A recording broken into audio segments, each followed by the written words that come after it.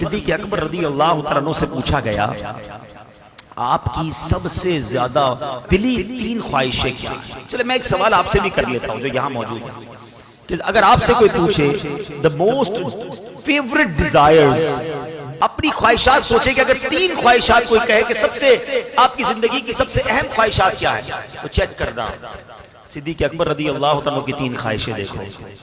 آپ کہتے ہیں میری 3 زندگی کی سب سے بڑی خواہش ہے.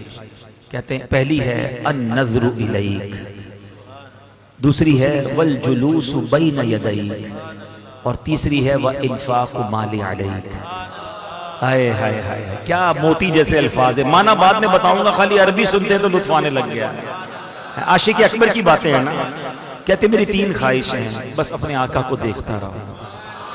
النظر الیک وانفاق مالی علیک، میں نبی پاک پر اپنا مال خرچ کرتا رہا. والجلوس بین یدیک، میں بس نبی پاک کے قدموں میں حاضر رہوں، میں ادھر ہی بیٹھا رہوں. اب دیکھو عاشق اکبر کی خواہشات تھی نا، اللہ نے یہ تینوں کیسے پوری کی ہیں. پہلی خواہش والنظر الیک، بس آقا کو دیکھتا رہا.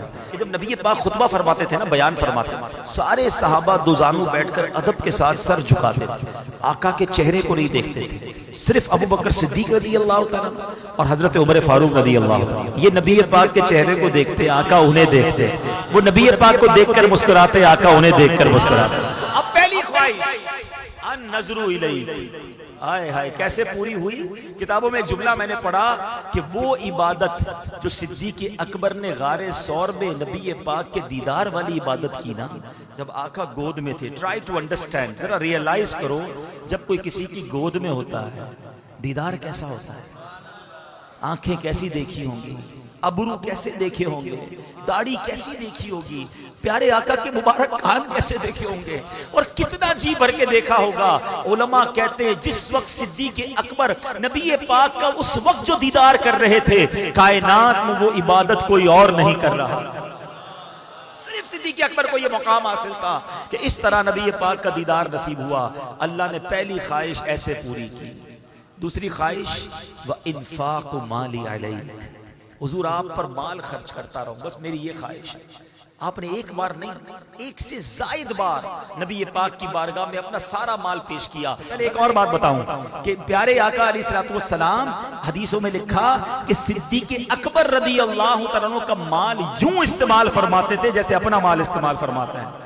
اتنی کلوزنس تھی کہ پوچھا نہیں جاتا تھا. نبی پاک صدیق اکبر کے مال کو استعمال فرماتے. اور وہ حدیث اللہ اکبر آپ فرماتے جس کا مضمون ہے جتنے لوگوں نے مجھ پر احسان کیا میں نے سب کا احسان چکا دیا، مگر ابو بکر نے جو مجھ پر احسان کیا ہے قیامت کے دن اس کا بدلہ میں رب سے لے کے اسے لوٹاؤں گا. اللہ اکبر، کس کس شان کو بیان کیا جائے. اللہ کے حبیب کی دعائیں کس طرح انہوں نے لی. ارے بلال حبشی سے کون محبت نہیں کرتا، ہمارے عاشقوں کے امام ہیں، مؤذن رسول ہیں، انہیں چھڑا کر کون لایا. امیہ جو تھا اتنا ظلم کرتا تھا، ابو بکر صدیق قریب سے گزرے، دیکھا بلال کو مار رہے ہیں، تپتی ریت پر لٹاتے ہیں. آپ نے اس کے مالک سے کہا کیوں تنگ کرتے ہو، یہ مسلمان ہو گیا ہے کیوں مارتے ہو. کہا ابو بکر تمہیں بڑا شوق ہے، خرید لو اسے. آپ نے بتاؤ کتنے پیسے لوگے. وہ تھوڑے پیسے بتاتا، آپ نے کہا اوکے. وہ اور پیسے بڑھاتا، آپ نے کہا ٹھیک ہے. وہ ڈیل ڈن کرتا، پھر پیسے بڑھا دیتا. وہ جتنے مانگتا رہا آپ بڑھاتے رہے. آخرکار ایک رقم پر فیصلہ ہو گیا. آپ نے جب پیسے دیے، امیہ پتہ ہے کیا کہتا ہے؟ کہتا ہے ابو بکر تم تو بڑے کاروباری تھے، تمہارے کاروبار کی میں نے بڑی باتیں سنی، تمہاری ڈیل بڑی زبردست ہوتی تھی. آج تم نے کیا کیا؟ جو مانگا تم نے دے دیا، بڑا مہنگا غلام خریدا ہے. اللہ اکبر. ابو بکر صدیق کہتے ہیں اے امیہ تم بلال کی قیمت کیا جانو، تمہیں کیا معلوم یہ کون ہے. ارے تم اس سے زیادہ مانگتے، میں تمہیں اتنے دیتا. جب خرید کر لاتے ہیں نبی پاک کے پاس، حضرت بلال کو آزاد کر کے لاتے ہیں، پیارے آقا کی بارگاہ میں پیش کرتے ہیں. حضور بلال آیا ہے، آپ کا سچا غلام آیا ہے، حضور آج آزاد ہو کر آیا ہے. اللہ کے نبی کیا کہتے ہیں؟ اے ابو بکر تھوڑے میرے پیسے بھی ملا لو. بلال کو آزاد کرنے میں جو تم نے رقم خرچ کی ہے، میرا مال بھی اس میں شامل کر لو. صدیق اکبر کہتے ہیں حضور میرا مال آپ ہی کا تو ہے، حضور میرا سب کچھ آپ کا ہے. اللہ اکبر. کیا کیا کارنامے بیان کروں صدیق اکبر رضی اللہ تعالی عنہ کے. سنو تیسری خواہش والجلوس بین یدیک. کہتے حضور میری تمنا ہے کہ بس آپ کے قدموں میں زندگی گزرے. زندگی تو گزاری مگر جب وفات کا وقت قریب آنے لگا، آقا تو تشریف لے جا چکے تھے نا دنیا سے ہیں، مگر صدیق اکبر رضی اللہ تعالیٰ عنہ نے وصیت کیا کی، کہتے دیکھو جب میرا وصال ہو جائے نا تو میری میت کو نبی پاک کی بارگاہ میں لے جانا، روضے کے سامنے رکھ دینا اور یہ کہنا کہ حضور ابو بکر حاضر ہے، اگر اندر سے اجازت مل جائے تو ساتھ دفن کر دینا، اجازت نہ ملے تو جنت البقیع میں دفنا دینا۔ یہاں ایک بڑی باریک سی بات ہے، عقیدے کی بات کر دوں، یہ تو وصیت صدیق اکبر نے کی کتابوں میں لکھا، صحابہ نے کیوں عمل کیا؟ کیونکہ صحابہ جانتے تھے کہ حضور مزار میں حیات ہیں۔ سارے صحابہ کا اس وصیت پہ عمل کرنا کہ حضور سنتے بھی ہیں، جانتے بھی ہیں، دیکھتے بھی ہیں، تو زندہ ہے واللہ، تو زندہ ہے واللہ، میرے چشم عالم سے چھپ جانے والے اے عاشقو تمہیں مبارک ہو، یہی صحابہ کا عقیدہ ہے۔ صدیق اکبر کا بھی یہی عقیدہ ہے، ورنہ وصیت کیوں کرتے؟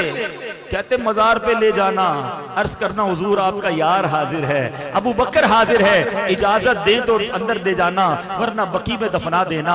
صحابہ نے اس وصیت پر عمل کیا، آپ کی میت کو نبی پاک کے روضے کے سامنے رکھا گیا اور عرض کیا گیا السلام علیک یا رسول اللہ، ابو بکر حاضر ہے۔ سنو، دروازہ کھلتا ہے، تالا کھلتا ہے اور اندر سے آواز آتی ہے ادخل الحبیب الی الحبیب فإن الحبیب الی الحبیب مشتاق۔ اب حبیب کو حبیب کے پاس لے آؤ کیونکہ حبیب کو حبیب سے ملنے کا اشتیاق ہے۔